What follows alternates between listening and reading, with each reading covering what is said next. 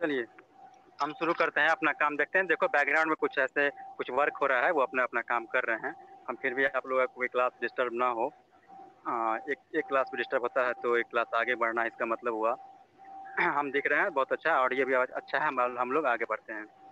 ठीक। Yes sir. हम दिख रहे हैं। देखो आज हम लोग पढ़ेंगे सीपीयू सीडलिंग एल्गोरिथम। एक मिनट क्या होगा? नहीं, कोई बात नहीं, कोई बात नहीं, कोई बात नहीं, सब चलेगा, सब चलेगा। देखो सीपीयू सीडलिंग एल्गोरिथम हम लोग पढ़ते हैं। हम इससे पहले थे बहुत कुछ पढ़ लेते हैं कि शॉर्टेस्ट। हेलो, सुनाई दे रहा यस है ना सर। सब कुछ सही? हाँ चलो, थोड़ा बैकग्राउंड थोड़ा रिफ्लेक्शन होगा तो उस पर ध्यान मत देना आप लोग। तो देखो हम सीपीयू सीडलिंग एल्गोरिथम पढ़ेंगे। सीपीयू सीडलिंग एल्गोरिथम क्या करता है? तो देखो एल्गोरिथम एक वर्ड है यहाँ पे, यानी एक एल्गोरिथम को किसको बोलते हैं? तो एल्गोरिथम को बोलते हैं स्टेप बाय स्टेप प्रोसीजर को बोलते हैं हम लोग एल्गोरिथम। यानी किसी भी वर्ड को करने के लिए जो स्टेप बाय स्टेप सीक्वेंस होता है ना, उसी का स्टैंडर्ड नाम है आपका।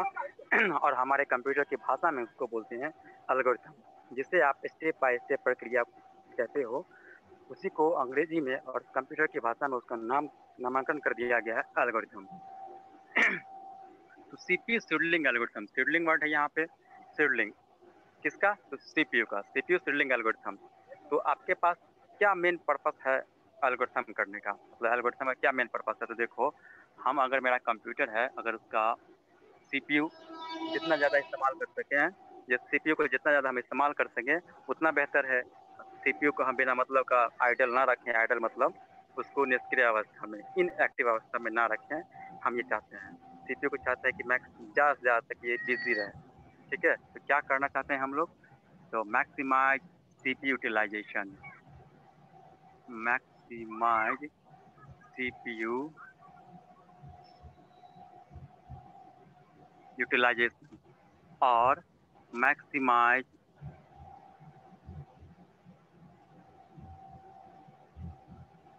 थ्रूपुट। थ्रूपुट मतलब क्या होता है कि number of process present in CPU at any point of time. ठीक है ना? तो हम चाहते हैं कि सीपीयू का ज़्यादा से ज़्यादा इस्तेमाल कर सके और थ्रूपुट हम ज़्यादा से ज़्यादा कर सकें। और क्या चाहते हैं कि अगर कोई प्रोसेस हमारे सीपीयू में एंटर किया हुआ है तो कम से कम समय में उसका रिस्पांस मिल जाना चाहिए, और कम से कम समय में उसको वेट करना पड़े। तो क्या करना चाहते हैं हम कि मिनिमाइज वेटिंग टाइम और मिनिमाइज रिस्पांस टाइम। यानी रिस्पांस टाइम बोले तो कि मेरा सीपीयू के अंदर में मेरा प्रोसेस कब गया मत, और कब उसको जाके जल्दी उसका एक्शन यानी रिस्पांस करने का मौका मिला, तो इसी को बोलते हैं रिस्पांस टाइम। तो हमारी सबसे जो मेन गोल है आपका कि सीपीयू शेड्यूलिंग का, ये 4 गोल है। क्या क्या गोल है आपका? कि पहला तो मैक्सिमाइज सीपीयू यूटिलाइजेशन करना, सही बात है, यानी मैक्सिमाइज थ्रूपुट करना, ये भी सही बात है। मिनिमाइज वेटिंग टाइम, यानी किसी प्रोसेस को कम से कम समय लगे, वो जल्द ही जल्द अपना एक्सक्यूशन पूरा कर ले, यानी कम से कम वो किसी का इंतजार करें। मिनिमाइज रिस्पांस टाइम में को मिनिमाइज करना, यानी कि तुरंत रिस्पांस कर दे मेरा प्रोसेस। ठीक है, तो देखो, और एल्गोरिथम मेरे कई प्रकार के होते हैं। ये शेड्यूलिंग एल्गोरिथम, शेड्यूलिंग करने का मतलब क्या कि वो प्रोसेस को किस प्रकार से शेड्यूल करे कि आपका मैक्सिमम से मैक्सिमम यूटिलाइजेशन ऑफ सीपीयू का मैक्सिमम थ्रूपुट हो, यही वगैरह यही सब। तो बहुत सारे आपके नियम हैं, यानी बहुत सारे आपके एल्गोरिथम है हमारे कंप्यूटर में, मतलब ऑपरेटिंग सिस्टम में अवेलेबल। कौन कौन सा है तो देखो बताते हैं आपको वो कौन कौन से हैं। फोटो ना दिखेगा तो बताइएगा। तो ठीक है, आप हल्ला मत कीजिएगा। तो देखो फास्ट कम फास्ट सर्विस, इसी को बोलते हैं हम FCF है। ठीक है, तो ये एल्गोरिथम है कि पहले आओ पहले जाओ, यानी फास्ट पहले, फास्ट कम फास्ट सर्विस, यानी जो प्रोसेस सबसे पहले आएगा उसी को सबसे पहले प्रोसेस किया जाएगा, उसी को सबसे पहले सर्विस दिया जाएगा। इस एल्गोरिथम को, इस फिलॉसफी को बोलते हैं क्या? First come first service. इसमें क्या हम बता ही देते हैं। इसमें क्या होता है कि कोई प्रोसेस मान लो कि जैसे कुछ समय के लिए आया 10 सेकंड, मान लो कि कोई प्रोसेस एक P1 है, एक P1 है, एक P2 है, एक P3 है। ये प्रोसेस अगर आपका सबसे पहले आपका आया P2, उसके बाद आपका आया P3। जैसे मान लो ये 10 बजे आया, ये आपका 10:11 पे आया, और ये आपका 9 बजे ही आ गया। तो सबसे पहले कौन आया? तो मेरा प्रोसेस P1 आया, उसके बाद प्रोसेस P2 आया, उसके बाद प्रोसेस P3 आया। तो CPU इसको CPU एलोकेट यानी रनिंग फेज में किस ऑर्डर में जाएगा? तो सबसे पहले P1 को एलोकेट करेगा, उसके बाद P2 जाएगा, उसके बाद P3 जाएगा। यानी मेरा प्रोसेसिंग का ऑर्डर क्या हो गया? P1, P2, P3। तो हम इस कौन से ऑर्डर में इसको हमने प्रोसेस किया? फर्स्ट कम फर्स्ट सर्विस, ठीक है ना? तो यही होता है आपका फर्स्ट कम फर्स्ट सर्विस। आज सब कुछ नया है और दूसरे जगह पर है हम, इसलिए कुछ पूरा का पूरा परफेक्ट सिस्टम तो फिलहाल नहीं है। हम सोचे थे कि क्लास छोड़ दे, फिर भी हम बता रहे हैं कि क्लास सोचे कि ले सकते हैं तो ले लेते हैं, बस शुरू हो जाए। अब हमको नेट धोखा नहीं देगा कभी, इतना तो श्योर है। अब होता है आपका शॉर्टेस्ट जॉब फर्स्ट, ये भी आपका एक एल्गोरिथम ही है। दूसरा एल्गोरिथम है आपका शॉर्टेस्ट जॉब फर्स्ट। बहुत सारे हैं, priority based algorithm, longest job first. क्या मेरी आवाज सुनाई दे रही है? सही सही। Yes sir. हाँ, तो शॉर्टेस्ट जॉब फर्स्ट, ये इस एल्गोरिथम में क्या होता है सर? तो इस एल्गोरिथम में कि देखो, सब नाम ही आपका शॉर्टेस्ट जॉब फर्स्ट, यानी जिसका सबसे कम एक्सक्यूशन टाइम है। ये लोग गांव एरिया है, थोड़ा बहुत बकरी खरगोश और बत्तख और मुर्गा, कबूतर, ये सब जो है ना नॉर्मल सब लोग पालते हैं यहाँ पे। उसका आवाज आएगा तो इस सब के लिए आप लोग इरिटेट मत होना, क्योंकि गांव में है हम, ठीक ना? अभी अपने के बीच चारों बगल खेत है, वही बकरी बोल रही है, कुछ समय बाद खरगोश हो सकता है बोले, बत्तख बोले, कबूतर बोले। सुनाई दे रहा है क्या आप लोगों को जी? Yes sir. क्या कर सकते हैं, इसको तो नेचर का है, कोई बात नहीं, उसको उसको सुधारने से कोई फायदा नहीं होगा, रहने दीजिए। तो देखो शॉर्टेस्ट जॉब फर्स्ट, तो अगर हम एग्जांपल से समझते हैं कि ये क्या सा एल्गोरिथम है। P1 है आपका, P2 है, मान लो P3 है, P4 है। अगर आपका P1 का एक्सक्यूशन टाइम, जिसको हम बर्स्ट टाइम बोलते हैं, बर्स्ट टाइम पिछले क्लास अगर आप पढ़े होंगे तो मैंने 3-4 टाइम के बारे में बताया था कि BT के बारे में बताया था, TAT टर्न अराउंड टाइम के बारे में बताया था, और इसी को हम एक्सक्यूशन टाइम भी बोलते हैं। ET एक वर्ड बोले थे, WT वेटिंग टाइम, ये सब बताए थे। तो क्या ये सब क्लियर है ना आप लोगों का? BT, TAT, wait, WT, ET ना क्लियर है? क्योंकि आप लोग क्लास करते नहीं रेगुलर, 2 या 3 की संख्या में आते हो, और अगर मान लो अभी फिलहाल 4 या 5 हो तो हो सकता है उसको प्रॉब्लम हो। तो पीछे यूट्यूब वगैरह आप यूट्यूब पर हम डाल दिए हैं, वहाँ से आप लोग क्लास देख सकते हो बैकअप के लिए। फिलहाल जो बने हैं हम जिस उस पर फोकस करते हैं, ठीक है ना? कितने लोग वैसे हैं अभी फिलहाल? 4 आदमी सर। हेलो, बढ़ेगा 4 बढ़ेगा, अब 4 ही संख्या में स्टूडेंट हैं। हाँ, अब वृद्धि होगी कि अब सेटअप जो है ना तगड़ा होने वाला है। तो देखो मान लेते हैं कि इसका एक्सक्यूशन टाइम है इसका 10 सेकेंड, ठीक है ना? इसका एक्सक्यूशन टाइम है आपका 20 सेकेंड, इसका एक्सक्यूशन टाइम है 5 सेकेंड, और इसका एक्सक्यूशन टाइम है आपका 1 सेकेंड। एक्सक्यूशन टाइम मतलब इसको कितने समय के लिए एक्चुअल CPU की जरूरत है, बस टाइम ही इसको बोलते हैं। तो अब ये बताओ कि इसमें सबसे छोटा कौन सा ऐसा प्रोसेस है जिसको सबसे कम समय की जरूरत है? जरा देख के बता सकते हो, अगर दिख रहा है तो बताओ। P4। P4, ये सबसे कम है क्योंकि इसको 1 सेकेंड की जरूरत है। तो हम इसको सजा लेंगे कि भैया ये सबसे कम किसका है? तो सबसे कम है आपका P4 का। उसके बाद कौन सा है? P3 P3। का। उसके बाद P1, कट उसके कट बाद जाता है सर। P2। कट जा रहा है, 1 मिनट रुको।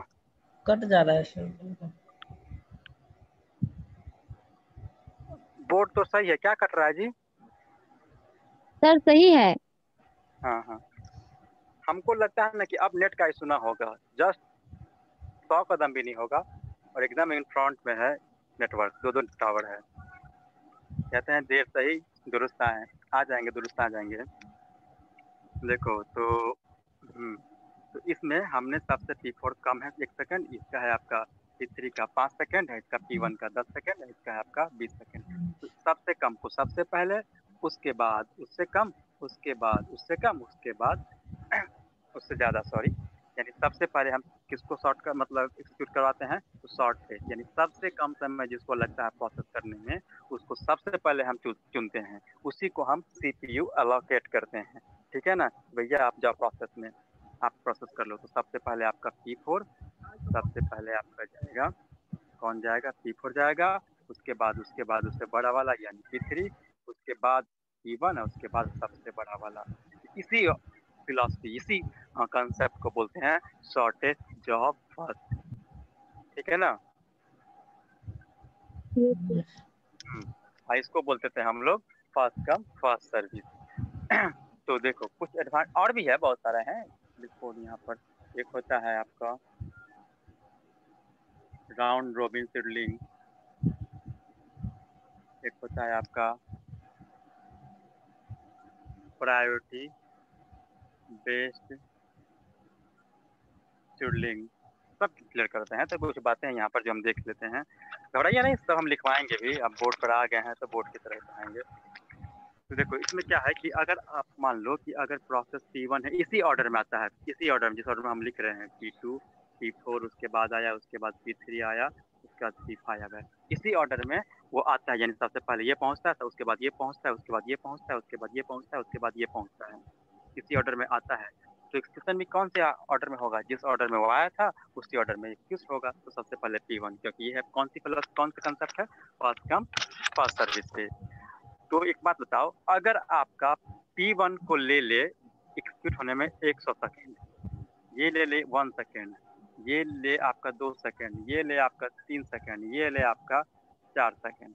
तो एक बात बताओ, शुरुआते में आपका P1 ले लिया आपका 100 सेकेंड, और बाकी P2 को चाहिए था 1 सेकेंड, इसको चाहिए था 2 सेकेंड, इसको चाहिए था 3 सेकेंड, इसको चाहिए था 4 सेकेंड। तो एक बात बताओ, इसमें सबसे बड़ा डिसएडवांटेज नहीं दिख रहा है आपको कि भैया इसको चाहिए था 1 सेकेंड, इसको चाहिए था 2 सेकेंड, इसको चाहिए था 3 सेकेंड, और ये आपका P1 है 100 सेकेंड का। तो हमारा पहले CPU में इसको हम जियांट चार्ट में इसको एंट्री करवा देते हैं। जियांट चार्ट मतलब बोलते हैं उस चार्ट को जिससे हम ये समझ पाते हैं कि मेरा प्रोसेस का ऑर्डर कौन से ऑर्डर में है। तो सबसे पहले फास्ट कम फास्ट सर्विस है, तो पहले P1 प्रोसेस हुआ, उसके बाद जैसे आया था वही होगा, P2 एंट्री किया था हमारा सिस्टम में, उसके बाद P4 आया था तो P4 को एक्सक्यूट करवाएंगे, उसके बाद P3 आया था तो P3 को एक्सक्यूट करवाएंगे, उसके बाद P5 आया था, उसके बाद इसको एक्सक्यूट करवाएंगे। तो देखो ये 0 सेकेंड से लेकर 100 सेकेंड तक ये P1 अपना एक्सक्यूशन कर रहा है, 0 से लेकर 100 सेकेंड तक। तो एक बात बताओ, P2 बेचारा के सेकंड का था, P4 बेचारा 2 सेकंड का था, P3 आप बेचारा 3 सेकंड का था, P5 बेचारा 4 सेकंड का था। तो ये सब क्या करेगा, जब तक ये P1 आपका एक्सक्यूट नहीं होगा तब तक क्या होगा, वेट ही करेगा ना, इंतजार ही करेगा ना, क्योंकि first come first service policy है कि जो पहले आया था वही आपका एक्सक्यूट करेगा।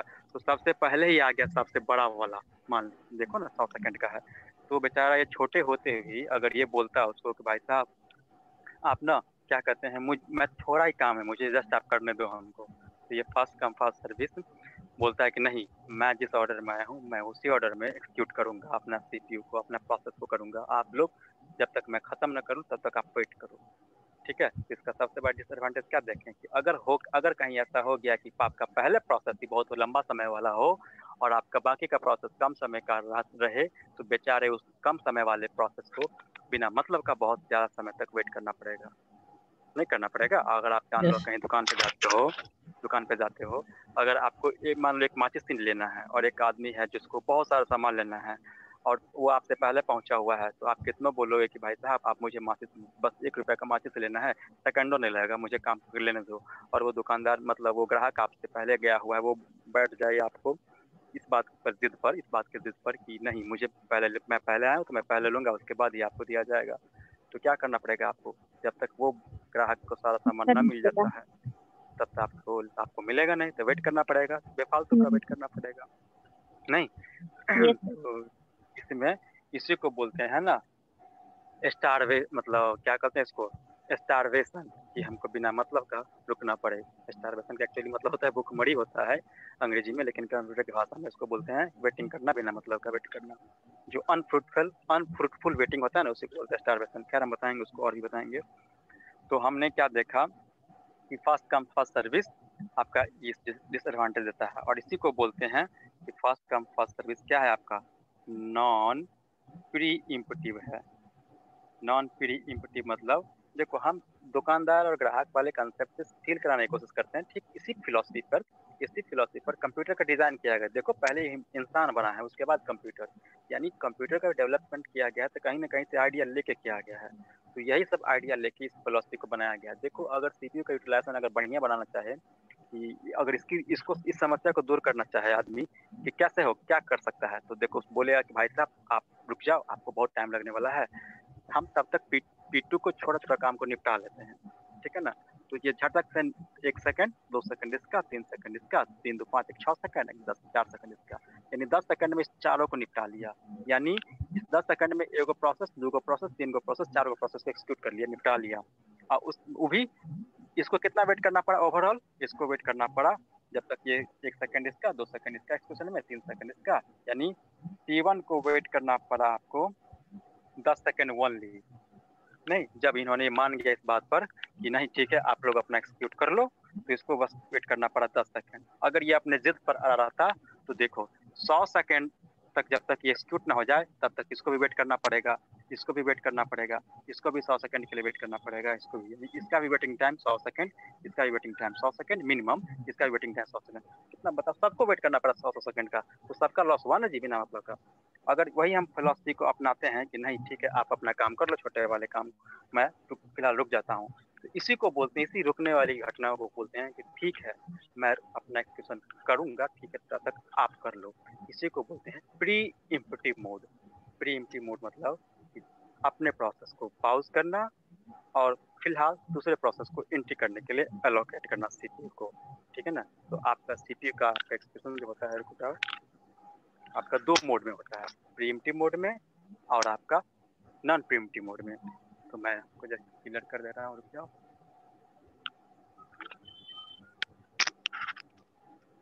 देखो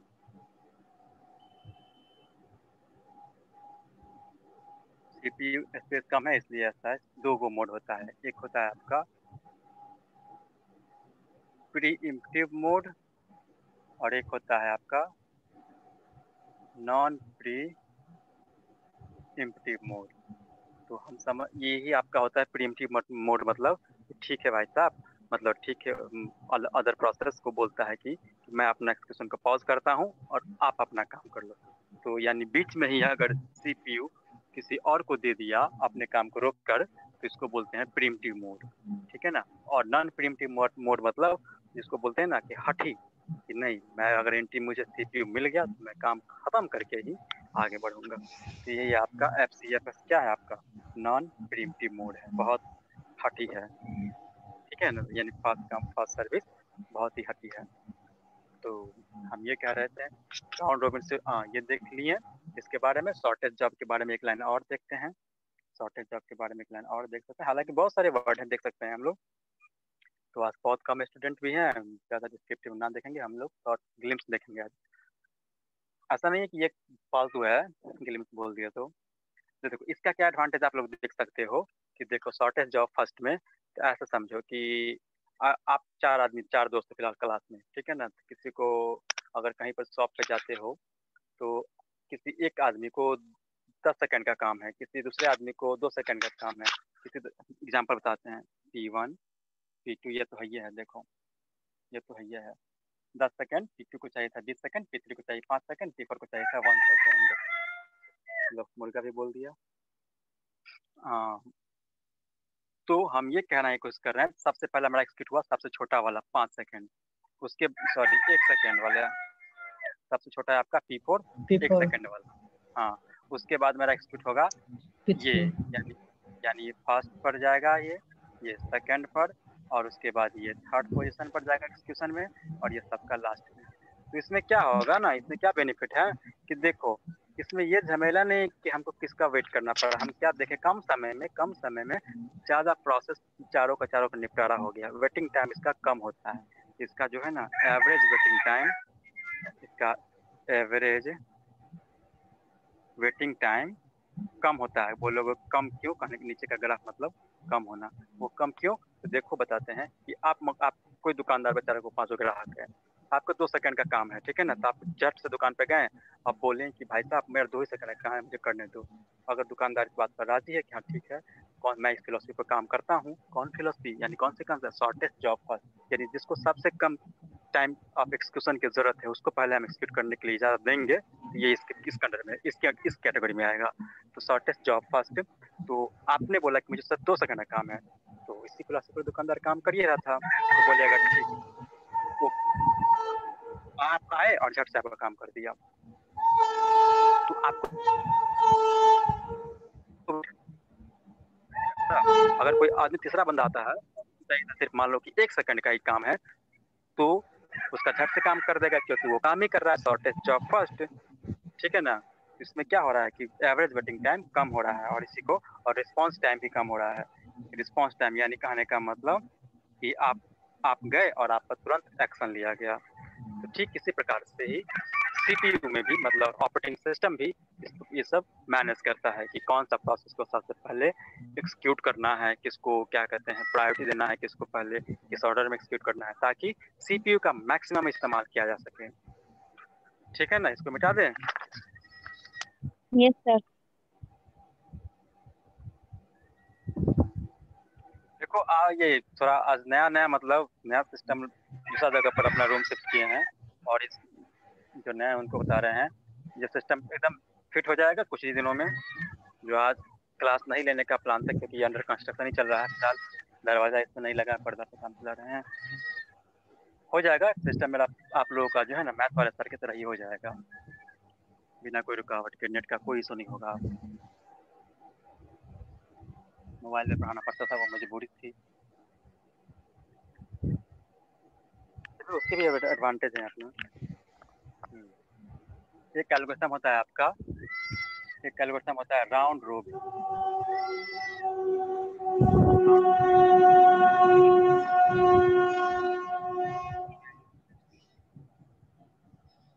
IoT बेस्ड एल्गोरिथम। तो राउंड रोबिन को देखते हैं, ये आपका तीसरा हो गया, चौथा हो गया। तो राउंड रोबिन में क्या होता है ना कि जितने भी प्रोसेस रहते हैं उसमें कोई भेदभाव नहीं किया जाता कि कौन पहले आया या किसका सबसे कम समय की जरूरत है, शॉर्टेस्ट जॉब फर्स्ट फिलोसफी, इस पर वो बहस नहीं करता है। वो बोलता है कि आप जैसे भी आओ, हमको मतलब नहीं है, हम सबको बराबर बराबर आशीर्वाद देंगे, ठीक भगवान की तरह, ठीक है ना। सब पर हमारे भगवान बराबर बराबर का आशीर्वाद रखे हुए हैं ना जी, ठीक उसी प्रकार। तो मान ले उसको बोलते हैं ना बराबर बराबर आशीर्वाद को टाइम क्वांटम। ये टाइम क्वांटम बेस्ड कंसेप्ट है, ठीक है ना। इसमें एक कंसेप्ट होता है टाइम क्वांटम, यानी हर प्रोसेस को अगर टाइम क्वांटम 2 सेकंड है या अगर टाइम क्वांटम 4 सेकंड है, तो जितने भी प्रोसेस होंगे ना सबको 2 सेकंड दिया जाएगा। अगले लॉट में, अगले राउंड में बोलेगा कि अगर आपका और जरूरत है तो अगली बार आपको 2 सेकंड दिया जाएगा, ठीक है ना। इसमें कोई झमेला नहीं है, और ये आजकल के ऑपरेटिंग सिस्टम में काम किया जाता है, इस्तेमाल भी होता है। तो मान लेते हैं टाइम क्वांटम आपका मान लेते हैं कि बराबर 2 सेकंड, और आपका आपके सिस्टम में प्रोसेस है P1 P2 P3 P4 P5, इस प्रकार से 5 प्रोसेस हैं। और इसको चाहिए था एक्सक्यूशन टाइम, मान लेते हैं इसको चाहिए था 3 सेकंड, इसको चाहिए था 2 सेकंड, इसको चाहिए था 5 सेकंड, इसको चाहिए था 1 सेकंड, इसको चाहिए था 2 सेकंड, ये सब सेकंड में है। तो इस ऑर्डर में हम फॉलो करेंगे, और हम ये मान के चलते हैं कि सभी के सभी ना b बराबर 0 पर, यानी सभी के सभी प्रोसेस, पांचों के पांचों प्रोसेस एक ही समय में एंट्री के हमारे सिस्टम में। तो कोई बात नहीं, कोई पहले आए कोई पहले नहीं आए उससे मतलब नहीं, हम अगर जैसे जैसे आएगा उसको हम बराबर का देंगे। कितना देंगे उसको, प्रत्येक को 2 सेकंड। तो देखो ये इसको बोलते हैं, इस ग्राफ को ना गैंट चार्ट बोलते हैं। तो सब तो पहले ही आया था तो कोई झमेला नहीं है, तो जिस ऑर्डर में आए उसी ऑर्डर में हम फॉलो करेंगे। क्योंकि सब तो एक ही समय में आया है, तो कौन पहले कौन पीछे वाला बातें नहीं है। यानी चलो इसी सीक्वेंस पर काम करते हैं, 1 2 3 4 5। तो सबसे पहले P1 को दिया मैंने 0 से लेकर 2 सेकेंड, फिर P2 को क्यों देंगे 2 ही सेकेंड, कि अगला 2 सेकेंड यानी 2 से लेकर 4 सेकेंड P2 को देंगे, क्योंकि सबको हमको देना है कितना, 2 सेकेंड के लिए CPU देना है, 2 सेकेंड के लिए प्रोसेस करवाएंगे। बाकी बचेगा तो अगले अलॉट में। P3 को क्या कहते हैं, देंगे कितना, 2 सेकेंड। तो देखो P3 को देंगे 2 सेकेंड और P3 को चाहिए 5 सेकेंड, तो हम 4 से 2 6 सेकेंड, 6 2 8, क्योंकि हमको सबको देना है 2 सेकेंड। जरूरत पड़ेगी तो हम 2 सेकेंड देंगे, लेकिन उससे ज़्यादा ना कम।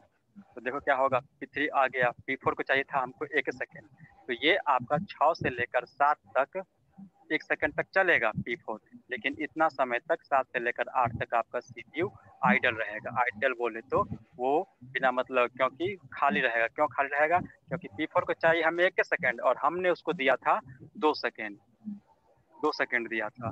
तो 6 से लेकर 7 यानी 1 सेकेंड तक P4 मेरा एक काम कर गया, क्योंकि उसको इसका एक्सक्यूशन टाइम है आपका 1 सेकेंड, है कि नहीं है। और 7 से लेकर 8 तक यानी 1 सेकंड तक वो गैप रहा, यानी CPU आइडल रहा। तो हमको CPU आइडल रहे चाहे एक्सिक्यूट करे, हमको उससे मतलब नहीं है। हमको मतलब है कि सबको बराबर बराबर टाइम क्वांटम देंगे, टाइम क्वांटम बराबर बराबर देंगे, सबको बराबर बराबर। तो इसी को बोलते हैं ना राउंड रॉबिन शेड्यूलिंग एल्गोरिथम। हम देखो इस पर फिर से डिटेल में बात करेंगे, ठीक है ना। डिटेल में क्या, हालांकि यही कंसेप्ट है, क्वेश्चन भी बनवाएंगे जो आपका ऑब्जेक्टिव में, जैसे क्वेश्चन ना डायरेक्ट ऑब्जेक्टिव तो बोले सॉरी, सब्जेक्टिव में 6 मार्क्स का क्वेश्चन आता है। अगर आप लोग एग्री हो, तैयार हो, तो मैं भी आपको स्क्रीन शेयर करके दिखा सकता हूँ कि ये क्वेश्चन से कैसे आपका 6 मार्क्स का आता है। और मुश्किल से 3 मिनट में क्वेश्चन बनता है, और आपका 3 मिनट में अगर न्यूमेरिकल सही है, 2 क्वेश्चन आपको पूछता है, और 6 मार्क्स का यानी 12 मार्क्स का क्वेश्चन 6 मिनट में बन जाएगा। और इसमें कोई बहुत बड़ी बात नहीं है, रॉकेट साइंस नहीं है कि हमको सर हमसे ना बनेगा। नहीं पढ़ते थे इससे पहले, लगता था कि सर न्यूमेरिकल है सर, ऑपरेटिंग सिस्टम में ना बनेगा सर, कैसे होगा, लेकिन ऐसा नहीं है, बहुत आसानी बन जाएगा। तो हम न्यूमेरिकल भी सॉल्व करेंगे। तो हम ये कह रहे थे कि 6 8 से अब हम इसको हैंडल कर लेते हैं। P4 हो गया, P5 को चाहिए हमको 2 सेकेंड, यानी 8 से लेकर 10 तक 2 सेकेंड तक इन्वॉल्व होगा। अब देखो, तो हमने सबको 2 सेकेंड दिया ना, लेकिन किसकी जरूरत है 3 सेकेंड, किसी की जरूरत है 5 सेकेंड, तो इसका अभी भी दो दो एक बाकी है ना, कि 3 में से 2 दे दिए, एक्सिक्यूट करवा दिए, तो बचा कितना, एक अभी भी बाकी है। इस 5 वाले का 5 था पहले, इसमें से 2 सेकेंड हमने इलोकेट करवा दिए, तो बचा कितना, अब 3। तो यानी अब की बार क्या होगा, अब की बार ठीक उसी ऑर्डर में आएगा जिस ऑर्डर में आया था। तो पहले P1 आया था और उसका 3 सेकंड एक्सक्यूशन था, और 2 सेकंड वो एक्सक्यूट हो चुका है क्योंकि पहली दफा यहाँ, तो इसका बचा कितना, 1 सेकंड, यानी अगली बार वो 1 सेकंड चला P1 10 से लेकर 11 तक। लेकिन इसको अलॉकेट हुआ कितना, 2 का ना जी, 2 सेकंड इसको अलॉकेट हुआ था, तो अगला सेकंड ये आपका आइडल रहा, ठीक है। यानी मेरा 11 से 12 तक CPU आइडल रहा। अब फिर P2 के ऑर्डर में चलते हैं, तो P2 तो मेरा 2 सेकंड है ही है इसका जरूरत, और 2 सेकंड मैंने एक्सिक्यूट भी करवा दिया, तो कोई नहीं है, ये नहीं बचा ही नहीं। अब P3 के बारे में बात करते हैं। P3 2 सेकंड यहाँ पर एक्सिक्यूट हो चुका है, देखो यहाँ पे, क्योंकि पहली बार में इसको 2 सेकंड हमें लॉकेट करवाए थे, तो बचा कितना P3 का, शेष 3 बचा, 3 सेकंड। तो अब की बार हम P3 को एक्सिक्यूट करवा देंगे। P3 को कितना, 3 सेकंड की जरूरत है, तो नहीं 3 सेकंड नहीं देंगे, क्योंकि 2 ही सेकंड देंगे। क्यों देंगे 2 ही सेकंड, क्योंकि टाइम क्वांटम हम डिफाइन किए हैं 2 ही सेकंड। तो 12 से लेकर 2, 12 तो 14 सेकंड तक ये मेरा P3 एक्सिक्यूट हुआ। अब P3 का अभी भी मेरा शेष बचा हुआ है 1, क्योंकि पहले था 3, अब 2 एक्सिक्यूट करवा दिया, तभी भी इसका एक काम एक्सिक्यूट करना बाकी है। अब बचा P4 तो 1 सेकंड का जरूरत था, एक्सिक्यूट हो चुका है। P5 एक्सिक्यूट हो चुका है, अब बचा हमको 1 सेकंड, तो 14 से 15 यानी 1 सेकंड इसको हमने P3 को अलॉकेट करवा दिया, क्योंकि वो सिर्फ और सिर्फ P3 बाकी था। तो देखो लगने में लगता है कि सर क्या बता रहे हो, कुछ समझ में नहीं आ रहा है, या पहली बार है तो सर उतना स्पष्ट क्लियर नहीं आ रहा। दो बातें हैं जो आप क्लियर ना आने के रीजन है। पहली बार कि आप रेगुलर नहीं है, दूसरी बात ये कि आप इससे पहले ऑपरेटिंग सिस्टम नहीं पढ़े थे कहीं पर, और ये उम्मीद नहीं किए थे कि ऑपरेटिंग सिस्टम में न्यूमेरिकल पूछता है, और न्यूमेरिकल मैथ जैसे कॉन्सेप्ट है इसमें इन्वॉल्व। ये तो घबराइए नहीं, सब कुछ हो जाएगा। अगर इतना तक क्लियर है तो हमको बताइए जो हमने अभी बताया कि राउंड रॉबिन शेड्यूलिंग एल्गोरिथम में कैसे होता है काम। तो एक ही बात का आपको ध्यान रखना है कि इसमें टाइम क्वांटम का कंसेप्ट होता है, कि हमको हमारे सिस्टम में, ऑपरेटिंग सिस्टम में डिफाइन किया रहेगा कि इस एल्गोरिथम को इम्प्लीमेंट करने के लिए कितना टाइम क्वांटम दिया जाए। ठीक है ना, क्या समझ में आ रहा है क्या मेरी बात, थोड़ी बहुत हुई? Yes sir. तो राउंड रोबिन शेड्यूलिंग एल्गोरिथम में कैसे काम होता है हमने देखा। और ऐसा नहीं कि मैं यहाँ पर एक छोटा सा एग्जांपल दे दिया और समझा दिया, ऐसा नहीं, आपको डिटेल में बताएंगे, फिर से बताएंगे, क्योंकि सिस्टम पूरा 1 से 2 दिन में लगेगा और न्यूमेरिकल ही बनाएंगे, अभी बना सकते हैं लेकिन उतना आपको पहले हम पूरी बातें बता दें। अब देखो इस कॉन्सेप्ट को देखते हैं कि प्रायोरिटी बेस्ड एल्गोरिथम क्या होता है। तो प्रायोरिटी बेस्ड एल्गोरिथम में नाम से क्लियर है, प्रायोरिटी यानी इम्पोर्टेंस के आधार पर कि किसका सबसे ज़्यादा इम्पोर्टेंस है। मान लो कि आप ट्रांजैक्शन कर रहे हो अपने मोबाइल से, किसी को ट्रांजैक्शन कर रहे हो, किसी को मान लो कि मुझे ही पेमेंट कर रहे हो, आप पेमेंट मोड में हो, नहीं पेमेंट कर रहे हो। तो पेमेंट एक्चुअली 3 स्टेप में होता है आप मोबाइल में देख सकते हो। तो पेमेंट करते हो तो क्या ये बात गौर किए हो कभी उसको, आप पेमेंट कर कर देखना कि बोलता है कि आप रिफ्रेश मत करना during the payment process, do not refresh your tool screen, ऐसे कुछ होता है। तो क्यों लिखा रहता है? क्योंकि आप सबसे ज़्यादा प्रायोरिटी उसी को देते हो। अगर दूसरा प्रोसेस को आपने दूसरे प्रोसेस को एक्टिवेट करने की कोशिश की है आपने, तो आपका रिजल्ट कुछ और आ जाएगा। इसलिए बोलता है कि आप सबसे टॉप प्रायोरिटी को पेमेंट मोड में रखते हैं। और एक एग्जांपल और भी बताते हैं कि मान लो कि आपके प्रोसेस P1 है, P2 है, P3 है, P4 है, ठीक है। अगर इसकी प्रायोरिटी ये कब आया, कब गया, कितना एक्सक्यूशन टाइम है, हमको वो नहीं देखना है। हमको देखना है कि ये प्रायोरिटी कितना है। और बोलोगे सर ये प्रायोरिटी देता कौन है, तो ऑपरेटिंग सिस्टम देता है प्रायोरिटी। हर प्रोसेस का अपना एक प्रायोरिटी देता है ऑपरेटिंग सिस्टम। बोलोगे सर ये कहाँ बताया था आपने, तो मैं बताया था आपको प्रोग्राम कंट्रोल ब्लॉक और प्रोसेस कंट्रोल ब्लॉक, पीसीबी के बारे में, जिसको हम बोले थे कि आपका हर प्रोसेस का अपना एक जन्म पत्री होता है पीसीबी। ये बताया थे पिछले क्लास में, दो तीन क्लास पीछे, कि प्रोसेस कंट्रोल ब्लॉक में क्या एक डेटा स्ट्रक्चर है। और इसका न्यूमेरिकल भी बताए थे आपको स्क्रीन शेयर करके हम, ये प्रोसेस कंट्रोल ब्लॉक क्या होता है। तो इसके अंदर में हर प्रोसेस का अपना एक प्रोसेस कंट्रोल ब्लॉक होता है, और उस प्रोसेस कंट्रोल ब्लॉक में उस प्रोसेस के बारे में जितनी भी जानकारियां होती है वो सब उसमें डिफाइन किया रहता है। और उसी जानकारी में से एक जानकारी है आपका, कौन सा जानकारी, प्रायोरिटी का, कि उस प्रोसेस का जब क्रिएशन हुआ होगा तो उसको कितना प्रायोरिटी मिला। तो यही प्रायोरिटी आपका ऑपरेटिंग सिस्टम देता है। तो मान लेते हैं इसकी प्रायोरिटी है 5वां, इसकी प्रायोरिटी है 10वां, इसकी प्रायोरिटी है 6ठा, और इसकी प्रायोरिटी है 3रा। तो इसमें से बताओ टॉप प्रायोरिटी का कौन है?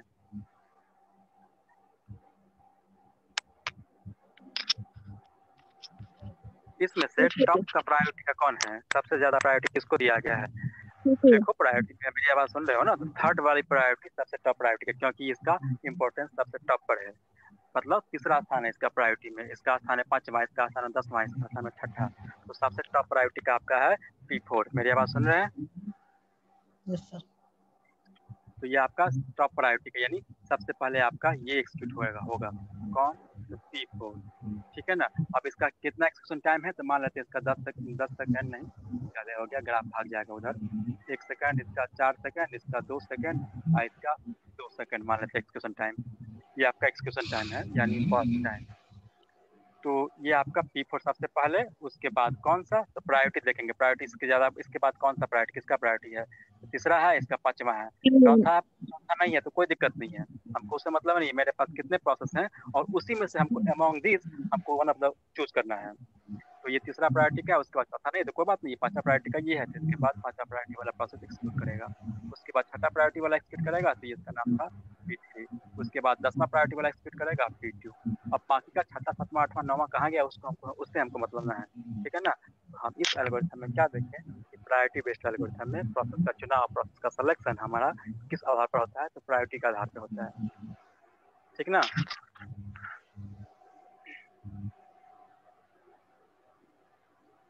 सही है, क्लियर है। तो हम आधे घंटा लगभग क्लास हुआ है, लगभग 30 से 40 मिनट, तो रहने देते हैं। कुछ और स्टूडेंट्स को आप लोग बताइए कि अब क्लास जो है ना बिना डिस्टर्बेंस के चलेगा क्लास। और रही बात बैकअप की, तो बैकअप यूट्यूब से क्लास कर ले वो लोग, और क्लास बिना डिस्टर्बेंस के अब चलेगा। कम से कम थोड़ा बहुत ये क्या बोलते हैं उसको, लाइट का ओरिएंटेशन और थोड़ा बहुत बैकग्राउंड का थोड़ा ये दिक्कत होगा, लेकिन नेट का आपको इशू ना होगा। नेट का और साउंड का अब पिछले क्लास की तरह कोई इशू ना होगा, ना ही लाइट का। धुंधला दिख रहा है, क्योंकि नेट स्पीड स्लो होने का ऐसा होता था। ठीक है ना, तो आप लोग अपने जितने भी स्टूडेंट्स हैं उसको बोल दीजिए कि ऑपरेटिंग सिस्टम का क्लास और सी लैंग्वेज क्लास बिना रुकावट के चलेगा। फिलहाल शाम की क्लास को हम आज छोड़ देते हैं, क्योंकि जो काम चल रहा था मैंने उसको रोक दिया है, ट्रांसलेशन का काम तो मैंने रोक दिया है फिलहाल, क्योंकि आप लोगों को काफ़ी वक्त हो गया था, 2 दिन हो गया था कि क्लास नहीं चल रही है और अनसेटिस्फैक्शन भी हो रहा था बहुत लोगों को, कैंडिडेट की संख्या कम हो रही थी धीरे धीरे। ठीक है ना, तो आज सी लैंग्वेज क्लास ना लेंगे, लेकिन अगले क्लास से कल से दोनों क्लास लेंगे। और टाइमिंग जो है ना, हम 7 से 8 लगातार रखेंगे, 7 से 8 और 8 से 9 लगातार रखेंगे, क्योंकि मुझे लगातार हो जाए क्लास और जितने स्टूडेंट अगर पढ़ने के मूड में होंगे तो दोनों क्लास कर लेंगे। गैप होने के कारण शाम के वक्त में काफ़ी लोगों का काम रहता है, मुझे खुद का भी काम रहता है और टाइम का मेरा मैनेजमेंट गड़बड़ हो जाता था। ठीक है, तो आप अपने दोस्त लोगों को बोल दीजिए कि अब क्लास बिना रुकावट की क्लास चलेगी और रेगुलर चलेगी और इस प्रकार से बोर्ड पर ही चलेगी अब। ठीक ना? Yes sir. तो हम क्लास को अब एंड करते हैं। Yes sir. चलिए।